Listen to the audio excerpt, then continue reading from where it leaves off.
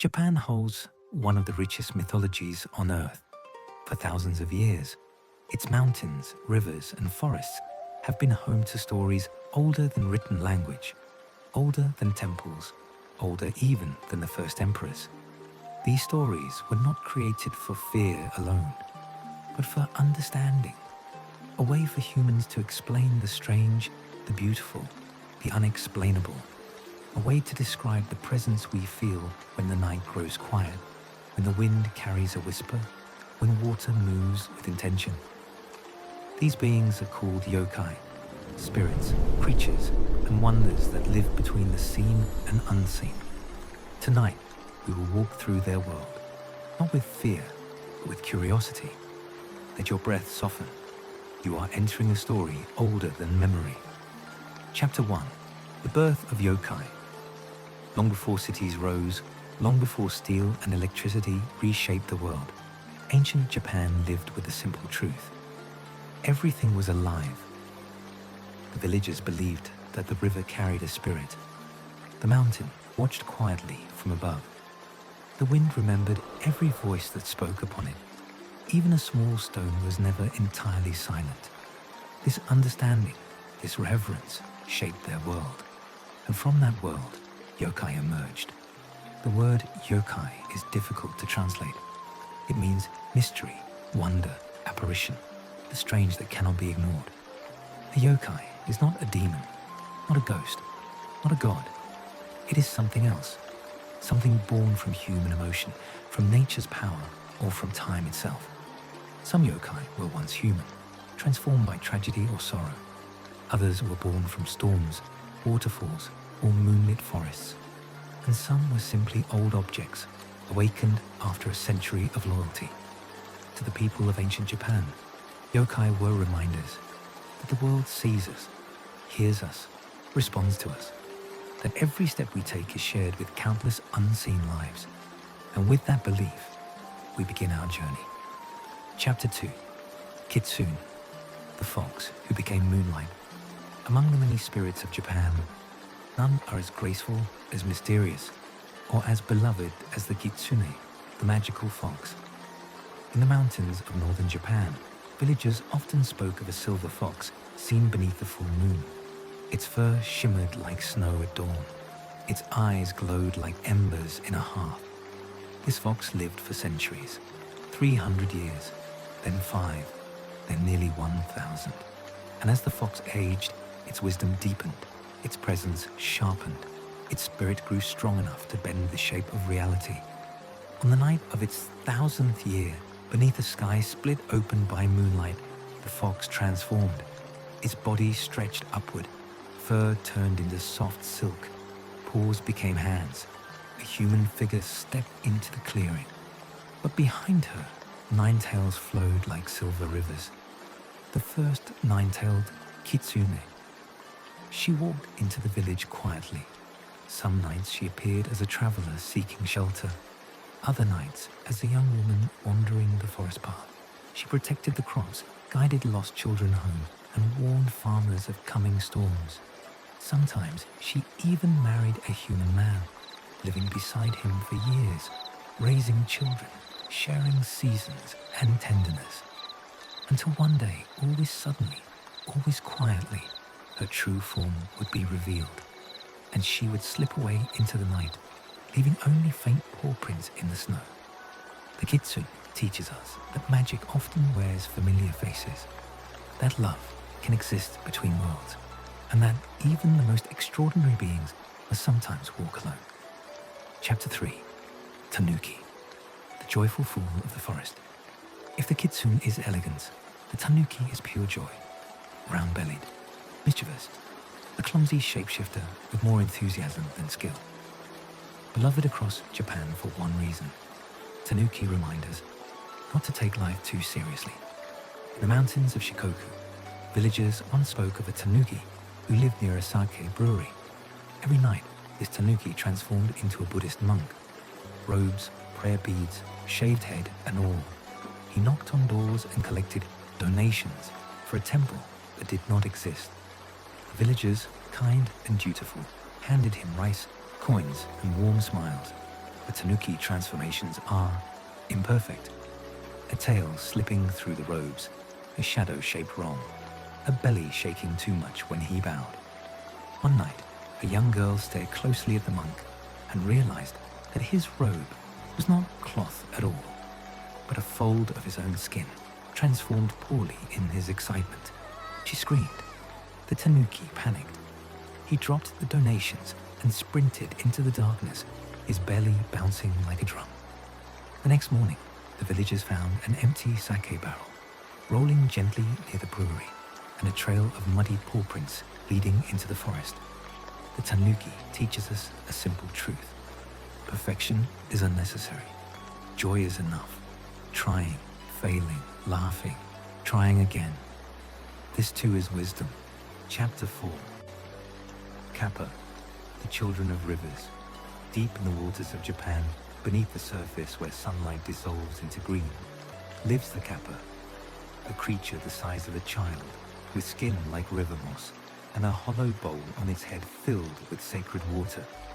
That bowl is its life force. Spill it, and the kappa becomes helpless. Kappa are unpredictable, sometimes dangerous, sometimes gentle, always bound by one rule. They respect politeness more than anything else in the world. There's a story from Kyushu of a farmer named Hiroshi. One summer evening, his horse drank from the river when suddenly something pulled at its leg. A small green figure with webbed fingers and wide, liquid eyes. A kappa. Hiroshi did not shout. He did not strike. He simply bowed, deeply, sincerely, the way one greets an honored guest. Bound by its own rigid sense of etiquette, the kappa was forced to bow back. When it did, the water spilled from its head. Its power drained away instantly. But instead of harming the creature, Hiroshi knelt beside him. "You must be hungry," he said. "Come, let me help you." He brought cucumbers, the kappa's favorite food, and refilled its head bowl with clean water. From that day forward, the kappa guarded his land. It warned him of storms, guided fish toward his nets, and protected the family for generations. The kappa teaches us that kindness is remembered, that respect softens even the strangest hearts, and that offering peace can reshape destiny. Chapter 5. Yuki-Onna, the spirit of winter sorrow. In the quiet of Japan's deepest winters, when snow falls so heavily that villages seem to drift away from the world, there appears a figure both beautiful and terrifying. The Yuki-Onna, the snow woman.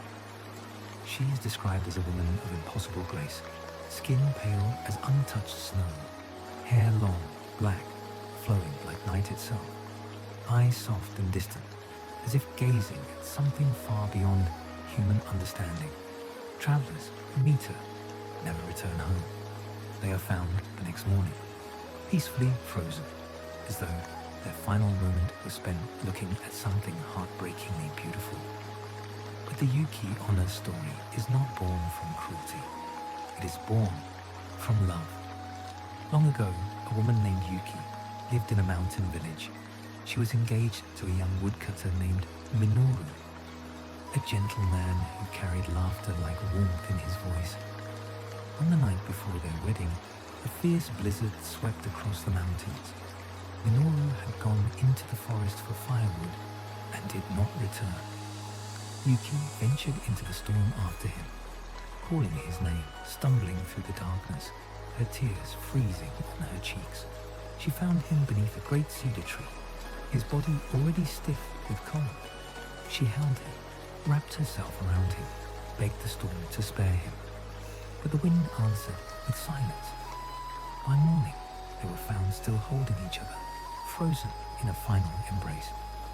Yet when villagers returned to collect their bodies, they noticed something strange.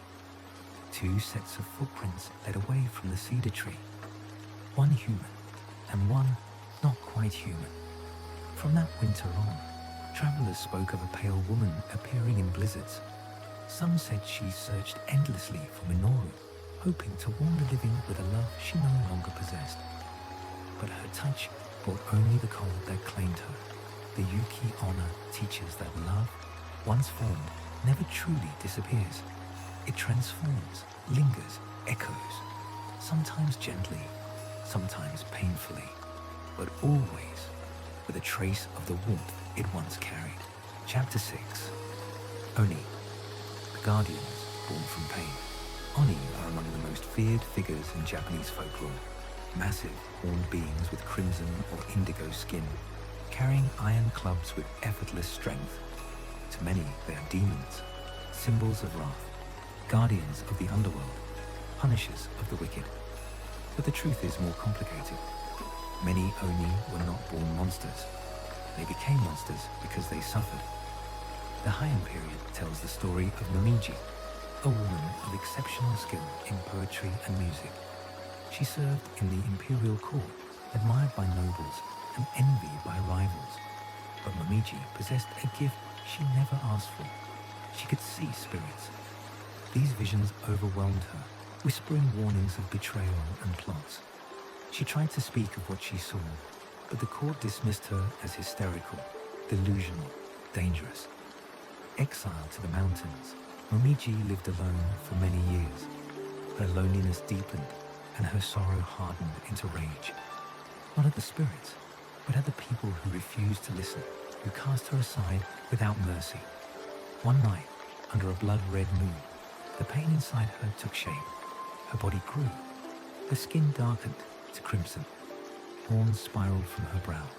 Her heart burned, not with evil, but with the memory of rejection. Momiji had become an Oni, and yet she did not harm the innocent. She protected mountain villages from thieves and violent nobles. Children left rice balls near her cave, and in return she carved warnings into wood, guiding them away from danger. She became a silent guardian, feared by outsiders, cherished by those she quietly protected. The Oni teaches us a powerful truth. Pain can transform, but it does not decide our morality. What we become after suffering is a reflection of our heart, not our scars. Chapter 7. Tsukumogami, the awakening of old objects. In Japanese belief, an object used for 100 years can awaken. It can grow a soul, a personality, and sometimes a mischievous desire to move about on its own. Their spirits are called Tsukumogami. They are the umbrellas that sprout an eye and hop down rainy roads, the sandals that grow legs and run freely through the night, the old musical instruments that play gentle melodies long after their owners sleep. But Tsukumogami are not merely playful. They are reminders. Everything we use, every tool that serves us, carries a quiet memory of our touch. There is a festival in Kyoto called Harikuyo, the festival of broken needles. On this day, seamstresses bring their old, bent, and broken needles to a shrine. They place them into soft tofu, giving them a final rest, a symbolic gesture of gratitude. You worked hard, they say. Now you may sleep. This ritual prevents needles from becoming vengeful spirits, a reminder that gratitude keeps harmony alive. Chapter 8. Jorogumo, the spider who longed to love. In the deep hidden forests of Japan lies a creature of haunting beauty, the Jorogumo, spider woman. She appears as a graceful young woman, often near a waterfall, playing a biwa with a voice soft enough to hypnotize travelers. Her presence is serene, her smile gentle, but water reflects the truth. In her reflection, she is a massive spider, legs long as branches, eyes glowing like embers, a spirit who has lived for centuries in loneliness. The Jorogumo was once an ordinary spider who watched humans with envy. Their ability to love, to form bonds, to share warmth. She desired this so deeply that she learned to transform into human form, hoping to be accepted. But she misunderstood love. Travelers drawn to her beauty were kept wrapped gently in silk, preserved forever, because she thought love meant holding on without letting go. Her story is not one of cruelty, but of deep misunderstanding, a creature trying to feel something she had only observed from afar. Jorogumo teaches us that loneliness can distort the heart, that desire without understanding becomes dangerous, and that even those who wish to love may struggle to do so.